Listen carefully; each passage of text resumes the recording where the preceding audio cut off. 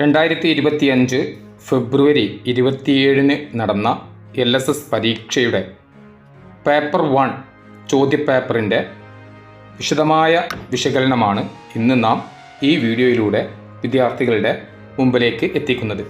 Paper 1-ൽ പ്രധാനമായും 3 വിഷയത്തെ അടിസ്ഥാനമാക്കിയുള്ള ചോദ്യങ്ങളാണ് ഉണ്ടാവുക. Part A Malayalam, part B English, part C പൊതുവിജ്ഞാനം അഥവാ ജനറൽ നോളജ്. ഈ 3 വിഷയങ്ങളുമായി ബന്ധപ്പെട്ട് പ്രധാനമായും നമുക്ക് എന്തൊക്കെയായിരുന്നു ചോദ്യങ്ങൾ, എന്താണ് അതിൻ്റെ ഉത്തരങ്ങൾ എന്നത് നമുക്ക് പരിചയപ്പെടാം. പ്രധാനമായും ഈ പരീക്ഷയിലെ ആദ്യത്തെ പാർട്ട് എ മലയാളവുമായി ബന്ധപ്പെട്ട ചോദ്യങ്ങളായിരുന്നു. 20 മാർക്കിൻ്റെ ചോദ്യങ്ങളാണ് മലയാളത്തിൽ നിന്നുണ്ടായിരുന്നത്. ഇതിൽ 1 മുതൽ 12 വരെ ചോദ്യങ്ങളിലായി 20 മാർക്കിൻ്റെ ചോദ്യങ്ങളാണ് ഇന്നത്തെ പരീക്ഷയിൽ ഉണ്ടായത്. ആ ചോദ്യങ്ങളും അതിൻ്റെ ഉത്തരങ്ങളും എന്താണ് എന്നത് നമുക്ക് നോക്കാം. 1 മുതൽ 5 വരെ ചോദ്യങ്ങൾക്ക് ഒറ്റ വാക്യത്തിൽ അല്ലെങ്കിൽ വാചകത്തിൽ ഉത്തരം എഴുതുക എന്നതാണ്. ഓരോന്നിനും 1 മാർക്ക് വീതമാണ്. 1 മുതൽ 5 വരെ ഓരോന്നിനും 1 മാർക്ക് വീതം.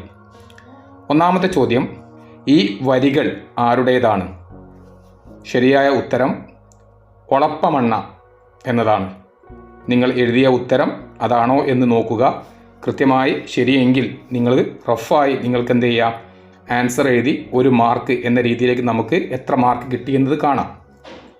ഇനി രണ്ടാമത്തെ ചോദ്യം, ആകാത്തതിങ്ങനെ എണ്ണി ചുമ്മാ മാഴ്കൊല്ലായെന്നോമലുണ്ണി എന്ന വരിയിൽ മാഴ്ക്കുക എന്ന വാക്കിൻ്റെ അർത്ഥം എന്താണ്?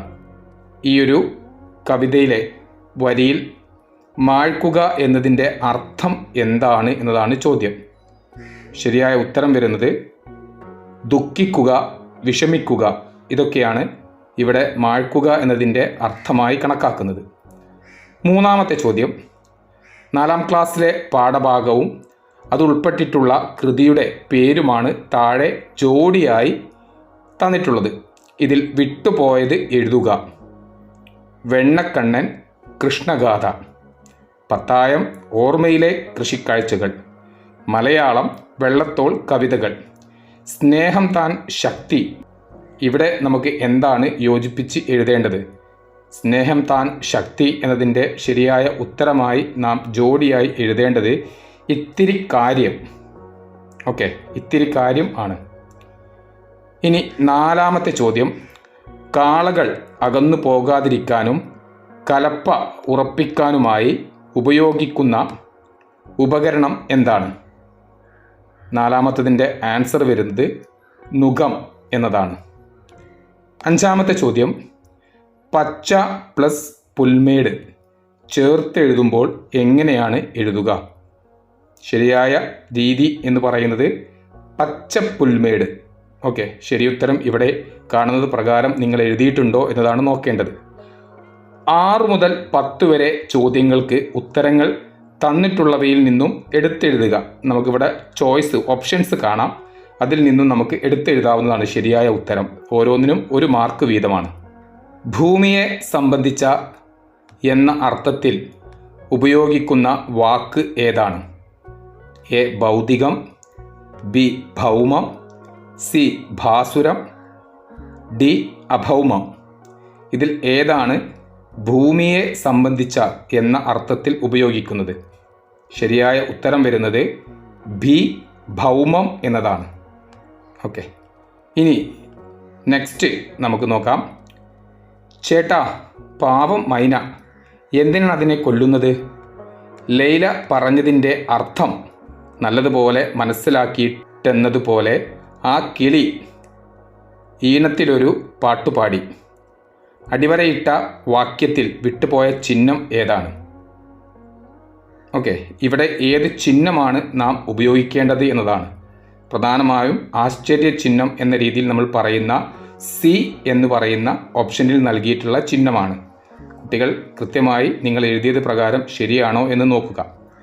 8ാമത്തെ ചോദ്യം, അതിരില്ലാത്ത ആവേശത്തോടെ ജയഘോഷം മുഴക്കിയാണ് വള്ളം കളിയിൽ ഒന്നാമതെത്തിയ ചുണ്ടൻ വെള്ളത്തെ ജനങ്ങൾ സ്വീകരിച്ചത്.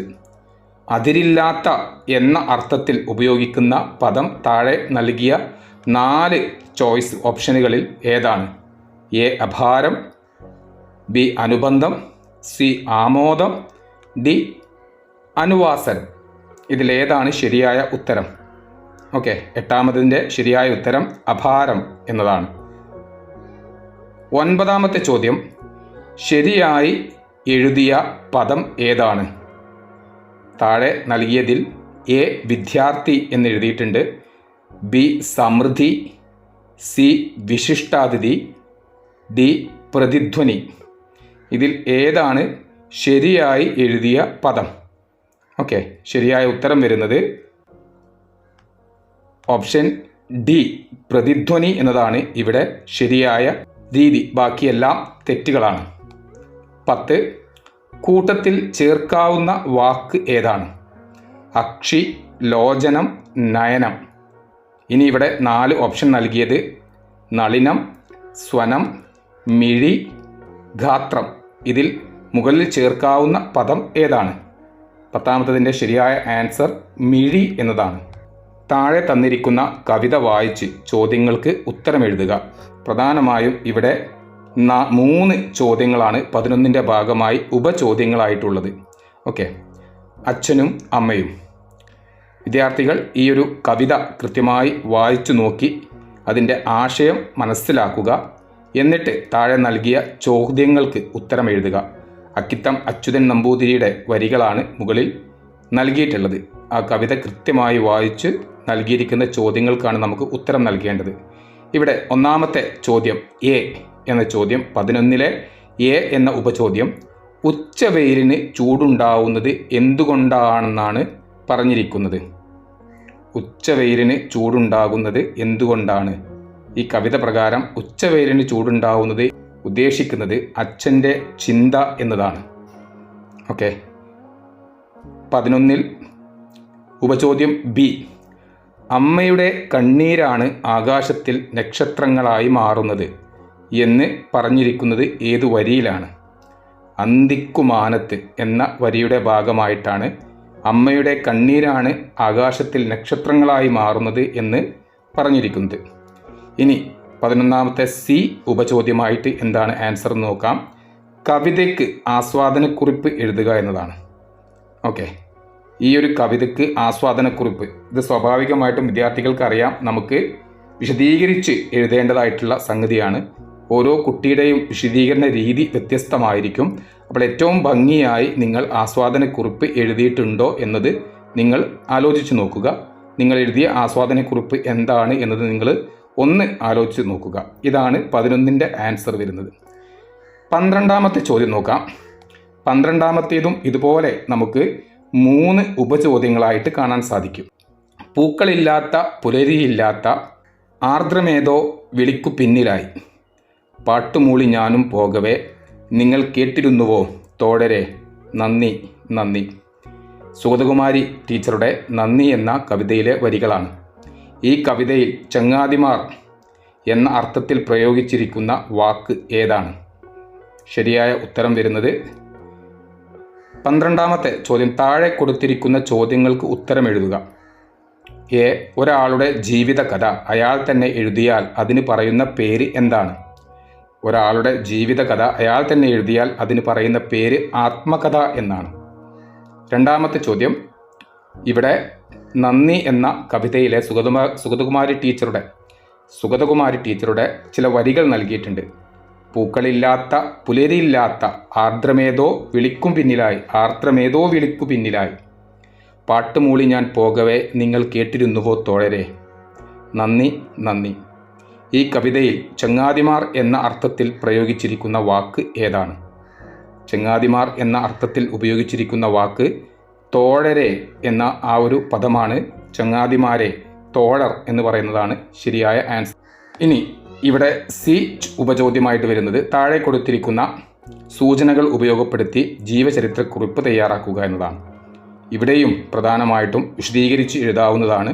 ഇതിൻ്റെ സൂചനകൾ സുഗതകുമാരി ടീച്ചറെ കുറിച്ചാണ്. കൃത്യമായിട്ടുള്ള സൂചനകൾ നൽകിയിട്ടുണ്ട്. ഇത് പ്രകാരം നിങ്ങൾ വളരെ വിശദീകരിച്ചുകൊണ്ട് തന്നെ ഒരു ജീവചരിത്രക്കുറിപ്പ് തയ്യാറാക്കുക. ഓക്കെ, ഇതിന് നമുക്ക് ലഭിക്കുന്ന മാർക്ക് എന്ന് പറയപ്പെടുന്നത് 3 മാർക്കാണ്. നേരത്തെയും നമ്മളൊരു വിശദീകരണക്കുറിപ്പ്, നിങ്ങളുടെ ഒരു വിശദീകരിച്ച് എഴുതുവാനുള്ള ഒരു ആസ്വാദനക്കുറിപ്പിനെ കുറിച്ച് പറഞ്ഞിരുന്നു. അവിടെയും 3 മാർക്കാണ് നമുക്ക് ലഭിക്കുന്നത്.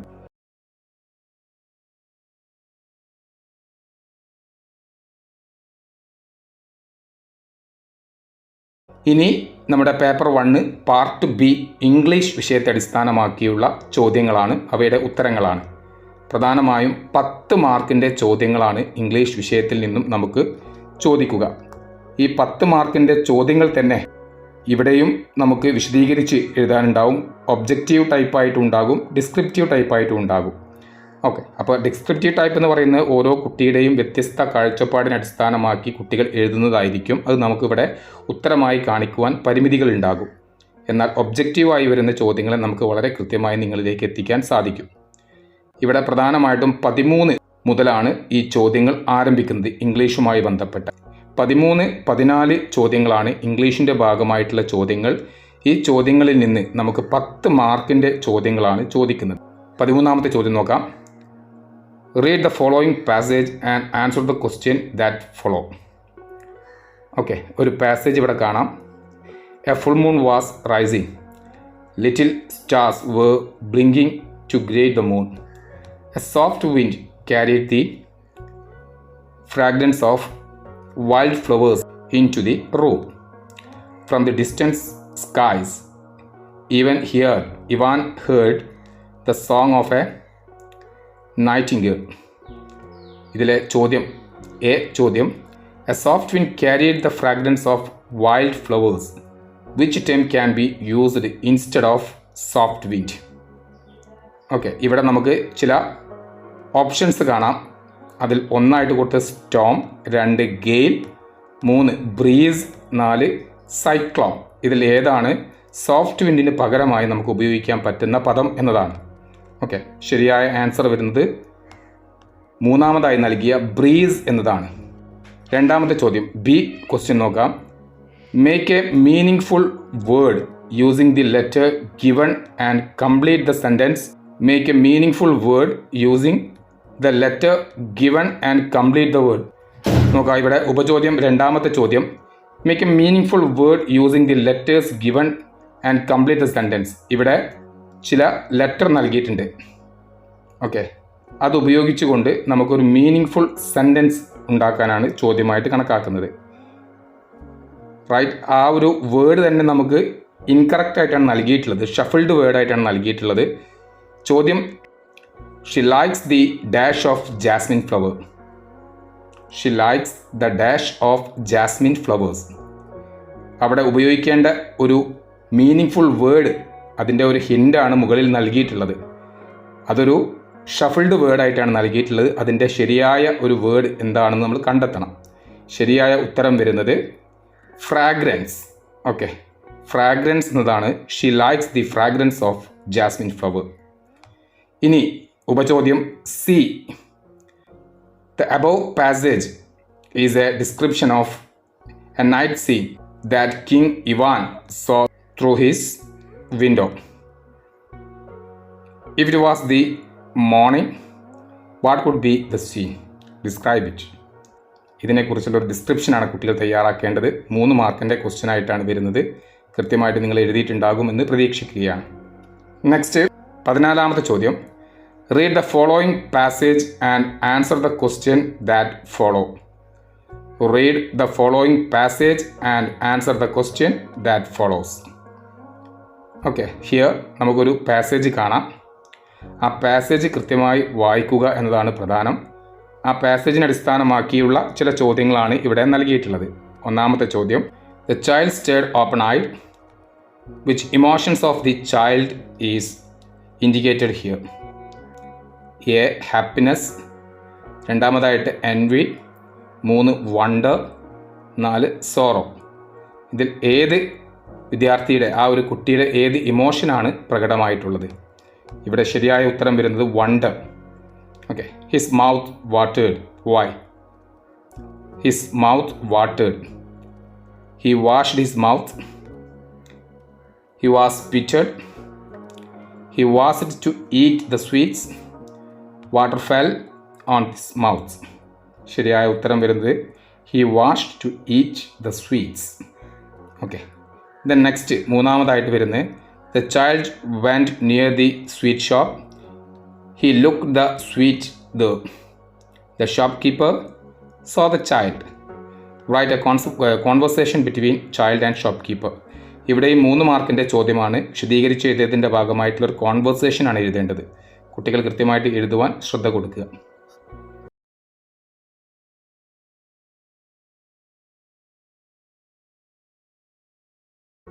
ഇനി നമുക്ക് ജി കെയുമായി ബന്ധപ്പെട്ട ചോദ്യങ്ങളാണ് പരിചയപ്പെടാനുള്ളത്. ജി കെ 10 മാർക്കിൻ്റെ ചോദ്യമാണ്. ആ 10 മാർക്കിൻ്റെ ചോദ്യം 15 മുതൽ 24 വരെയുള്ള ചോദ്യങ്ങളാണ് ജി കെയുടെ ഭാഗമായി, പൊതുവിജ്ഞാനത്തിൻ്റെ ഭാഗമായി ചോദിച്ചിട്ടുള്ളത്. ചോദ്യങ്ങൾ ഏതൊക്കെയാണെന്ന് നോക്കാം. നാലുകെട്ട് എന്ന നോവൽ രചിച്ച മലയാള സാഹിത്യകാരൻ ആരാണ്? നാലുകെട്ട് എന്ന നോവൽ രചിച്ച മലയാള സാഹിത്യകാരൻ. 4 ഓപ്ഷനുകൾ ഇവിടെ കാണാം. അതിലെ ശരിയായ ഉത്തരം വരുന്നത് MT വാസുദേവൻ നായർ. രണ്ടാമത്തെ ചോദ്യം, ഇന്ത്യൻ ബഹിരാകാശ ഗവേഷണ കേന്ദ്രത്തിൻ്റെ ഇപ്പോഴത്തെ ചെയർമാൻ ആരാണ്? ഇന്ത്യൻ ബഹിരാകാശ ഗവേഷണ കേന്ദ്രത്തിൻ്റെ ഇപ്പോഴത്തെ ചെയർമാൻ. നൽകിയിരിക്കുന്ന 4 ഓപ്ഷനുകളിൽ ശരിയായ ഉത്തരം വി നാരായണൻ എന്ന ആൻസറാണ്. ഓപ്ഷനാണ് ആൻസറായിട്ട് വരുന്നത്. 3, ചുവടെ നൽകിയിരിക്കുന്നവയിൽ വിമാനത്താവളം ഇല്ലാത്ത കേരളത്തിലെ ജില്ല ഏതാണ്? ഓക്കെ, 4 ഓപ്ഷൻസ് കാണാം. ഇതിൽ വിമാനത്താവളം ഇല്ലാത്ത ജില്ലയായി കണക്കാക്കുന്നത് കോഴിക്കോടാണ്. ഓക്കെ, കോഴിക്കോടാണ് വിമാനത്താവളം ഇല്ലാത്ത ജില്ല. നെക്സ്റ്റ് 18ാമത്തെ ചോദ്യം, ഇന്ത്യയിൽ സെപ്റ്റംബർ 5 അധ്യാപക ദിനമായി ആചരിക്കുന്നത് ആരുടെ ജന്മദിനത്തിലാണ്? 4 ഓപ്ഷൻസ് കാണാം. ഇതിൽ ഡോക്ടർ S രാധാകൃഷ്ണൻ എന്ന് പറയുന്ന നമ്മുടെ സി ഓപ്ഷനാണ് ആൻസറായിട്ട് വരുന്നത്. ഇനി ഓമന തിങ്കൾ കിടാവോ നല്ല കോമല താമര പൂവോ എന്ന് തുടങ്ങുന്ന താരാട്ട് പാട്ട് രചിച്ചത് ആരാണ്? ഇവിടെ കൃത്യമായിട്ട് ആൻസർ വരുന്ന 4 ഓപ്ഷൻസ് കാണാം. ഇതിലെ ഓപ്ഷൻ എ ഇരയിമ്മൻ തമ്പി എന്ന വ്യക്തിയാണ്. പ്രായം കുറഞ്ഞ ലോക ചെസ് ചാമ്പ്യൻ ആരാണ്? പ്രായം കുറഞ്ഞ ലോക ചെസ് ചാമ്പ്യൻ ഡി ഗുഗേഷ് എന്ന വ്യക്തിയാണ് പ്രായം കുറഞ്ഞ ലോക ചെസ് ചാമ്പ്യൻ. നൃത്തത്തിനും അഭിനയത്തിനും സംഗീതത്തിനും മുദ്രയ്ക്കും ഒരുപോലെ പ്രാധാന്യമുള്ള കലകളുടെ രാജാവ് എന്നറിയപ്പെടുന്ന കലാരൂപം ഏതാണ്? ശരിയായ ഉത്തരം കഥകളി. ഓക്കെ, കഥകളിയാണ് ശരിയായ ഉത്തരം. ഇനി അടുത്ത ചോദ്യം, 2024 ഉരുൾപൊട്ടലുണ്ടായ മുണ്ടക്കൈ, ചൂരൽമല, പുഞ്ചിരിമറ്റം ഈ പ്രദേശങ്ങൾ ഏത് ജില്ലയിൽ ഉൾപ്പെടുന്ന പ്രദേശങ്ങളാണ്? ഉത്തരം വയനാട്. 23ാമത്തെ ചോദ്യം, ഇന്ത്യയുടെ കിഴക്കേ അറ്റത്തുള്ള സംസ്ഥാനം ഏതാണ്? ഇന്ത്യയുടെ കിഴക്കേ അറ്റത്തുള്ള സംസ്ഥാനം എന്ന് പറയപ്പെടുന്നത് അരുണാചൽ പ്രദേശ്. 24ാമത്തെ ചോദ്യം, മനുഷ്യ ശരീരത്തിലെ അരിപ്പ എന്നറിയപ്പെടുന്ന അവയവം ഏത്? മനുഷ്യ ശരീരത്തിലെ അരിപ്പ എന്നറിയപ്പെടുന്ന അവയവം കിഡ്നി അഥവാ വൃക്ക എന്നറിയപ്പെടുന്നതാണ്.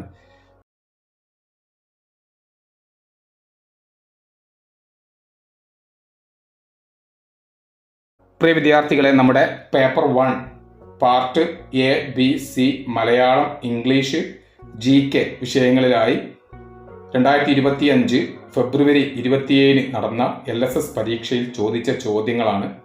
അതിൻ്റെ ശരിയായ ഉത്തരങ്ങളുമാണ് ഇവിടെ പങ്കുവച്ചിട്ടുള്ളത്. കുട്ടികൾ കൃത്യമായി ഈ 3 വിഷയങ്ങളിലും നിങ്ങൾക്ക് എത്ര മാർക്ക് ലഭിക്കാനുള്ള സാധ്യത, എത്ര മാർക്കാണ് ഒബ്ജക്റ്റീവ് ടൈപ്പ് ചോദ്യങ്ങളിൽ എത്ര മാർക്ക് ലഭിച്ചു എന്നത് നിങ്ങൾ എന്ത് ചെയ്യണം? കൃത്യതയോടുകൂടി കമൻറ്റ് ചെയ്ത് അറിയിക്കുക. എല്ലാവർക്കും ഈ വർഷത്തെ LSS പരീക്ഷ നേടിയെടുക്കുവാനുള്ള കഴിവ് ഉണ്ടാകട്ടെ. അതിന് നമുക്ക് പ്രാർത്ഥിക്കാം. നിങ്ങളുടെ പരീക്ഷ കഴിഞ്ഞു, എല്ലാവരും ഭംഗിയായി എഴുതിയിട്ടുണ്ടാകും എന്ന് വിചാരിക്കുന്നു.